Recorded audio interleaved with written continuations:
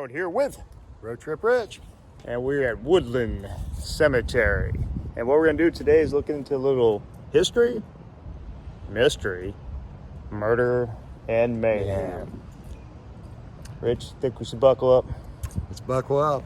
Buckle up, you about to take a ride on the Tolle Road. Our first stop is at Julius J. Rice, one of the first African-American police officers in Dayton and the first one to hold a supervisor position. He's right off the Boy and Dog Road, which is, you go by Johnny Morehouse's and just go a little bit further along, you'll see Julius here. But Julius was actually shot on duty for the first time in 1926 in the abdomen. Yeah, he caught the suspect. And then in 1939, he was shot again, and When him and his partner yeah, went to apprehend this criminal, and he was in the lead. He broke in a door, and I guess a guy jumped out from the closet and shot him twice with a revolver. He died like 5 days later. But the guy and he shot served him, what like 29 years. He was on the Dayton Police I thought it was Department. 30. Well, we'll fact check It was that. 29, 30. We'll fact check that. I'll put a little blurb in there. But there's Julius Rice, one of Dayton's most famous police officers, died by murder. Right next to Julius is Dora Rice. And Dora, famous for being the first African-American female in the Dayton Police Department. Yep, she joined in 1929. And where she devoted herself to protecting neglected and abused children and mentoring girls for better lives. So our next one, we found a gentleman that was murdered back in 1863, a Civil War vet. And unfortunately, it looked like his headstone has had better days. This is Charles P. Klein. He was in Columbus, Ohio, where they say about 4 miles south on the banks of the Scioto River, hanging out with, as they described it, rough-looking characters. Yeah. I don't like hanging out with rough-looking characters. But what do they say? He was badly beat up and beat up. A lot of, from the ground, there was a lot of evidence from a brutal battle. So here's where, what do you say, he was in the Ohio 4th Cavalry. Yeah. Civil War vet. Unfortunately, his tombstone is really weather beaten and it's been knocked off its foundation here. So hopefully someone can repair that. But that's our murder victim, and on to the next one. Okay, just over the hill from the last grave we found a real treacherous lady here. Christina Kett. And what Christina Kett is, it says mother on here, but I don't think she probably got Mother of the Year. What do you think, Rich? I seriously doubt it.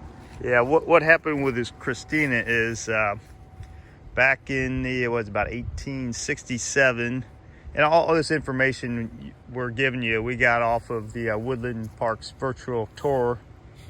So you can look all this stuff up yourself, but we're just kind of taking the walk. Anyway, Christina Kett's daughter was murdered. Her brother found the body, Christina's son found the body and called the cops. There was a bunch of blood and everything there.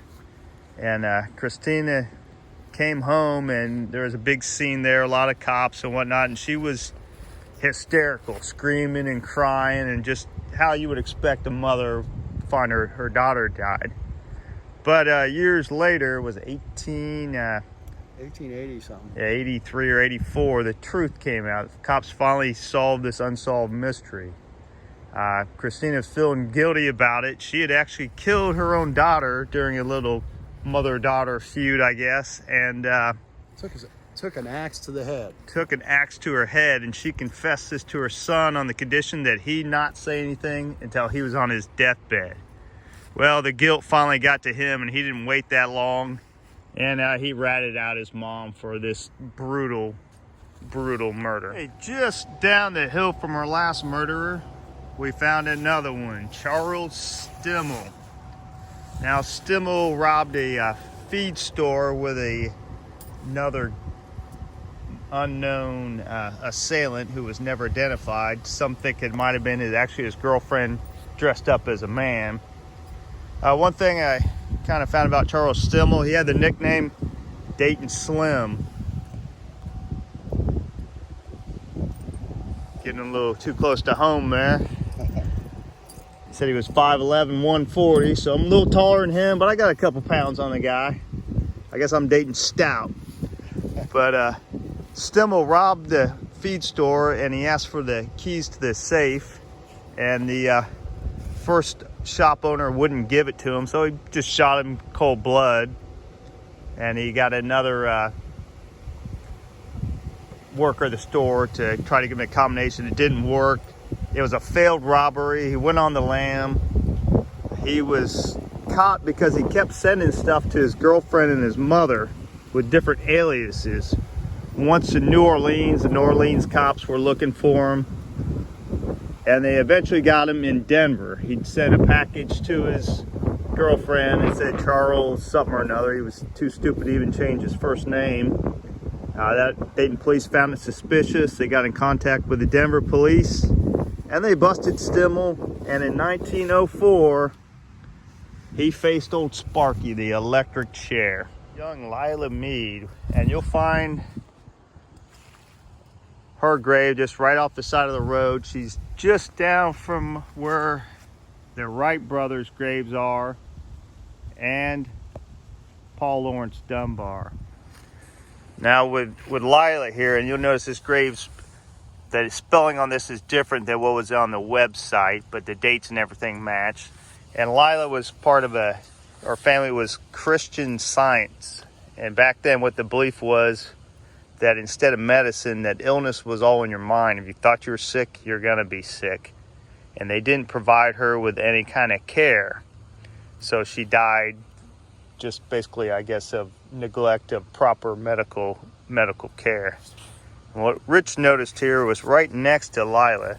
So Lila lived from 1885 to 1895. Is a Charles Meade who would only been 3 years old at max, depending on when his birthday, 2 or 3 years old. Kind of wonder if might have been kind of the same situation where he wasn't given the proper care there. So you come down the hill, and right at the basically the property line, we found one for Maurice R. Desjardins. I'll go with this. Sounds about right. I'll go with that. So they got a little limerick on here I thought was kind of funny. This limerick is for poor Maurice, who 2 times avoided the police. When he tried it again, his greed did him in. Now he lies in this grave, rest in peace. So what happened with Maurice was, I guess he was a young man. He was 39 when he passed away.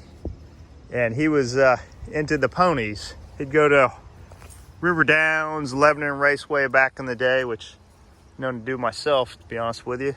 And he liked being a big shot. And he had a landlady who had a hot daughter.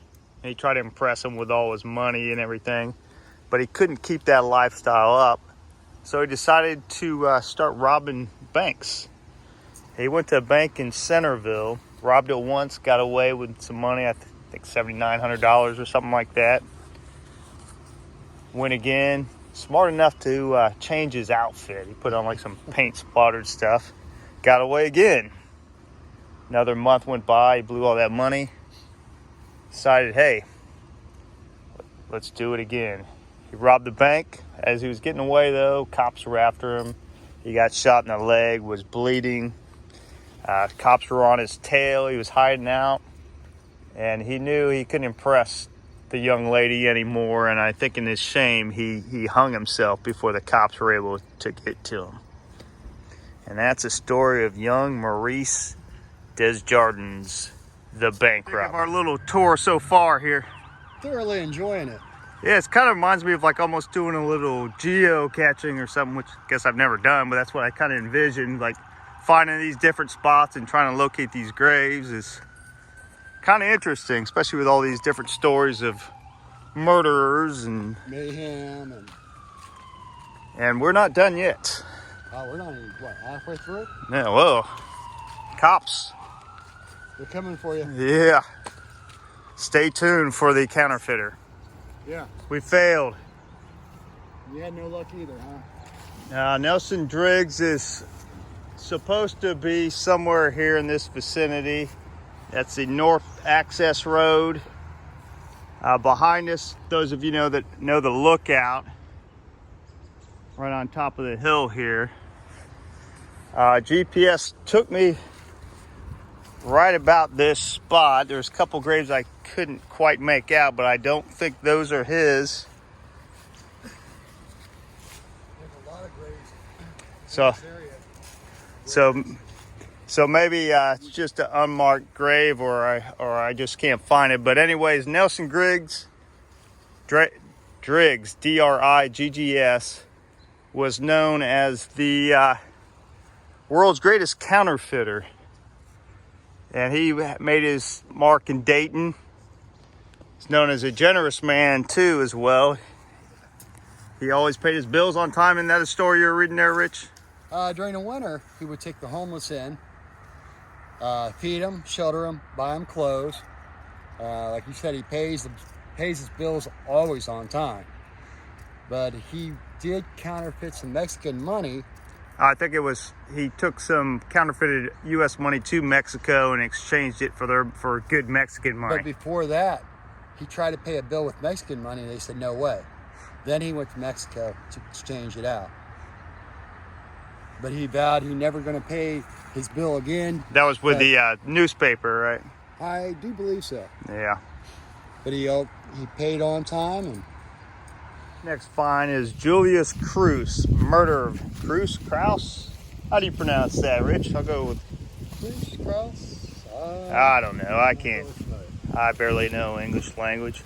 We'll go with Julius here, though. Was murdered while coming home from his wife's butcher shop. So what happened was, got in his carriage, and for whatever reason, this time his wife was the one driving the carriage. Okay.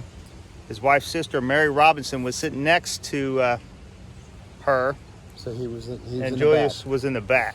So they're going home, and out of nowhere, 3 highwaymen, what they called them back then, robbers basically, hijacked it, got into his carriage and pointed a gun at his wife's head, and it was dark out, and they probably thought that was the husband, because that's probably more common, especially back in, was that 1897, for the male to be driving the carriage. So when they learned their mistake, they saw the husband sitting behind him, and they don't know exactly what happened, but they thought Julius might have went for his weapon, and the highwayman turned around, point blank, 1 bullet to the head, died instantly.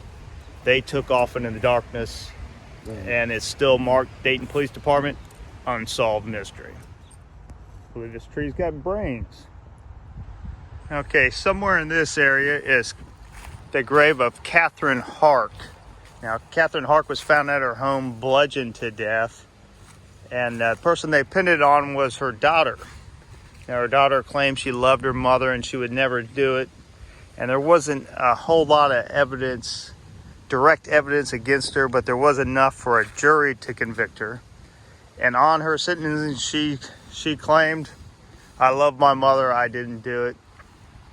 So it's technically a solved mystery, unless she was telling the truth. All right, we're going to cut our tour a little short on this. We did, about half of them on the list there, Rich? Easily. Yeah.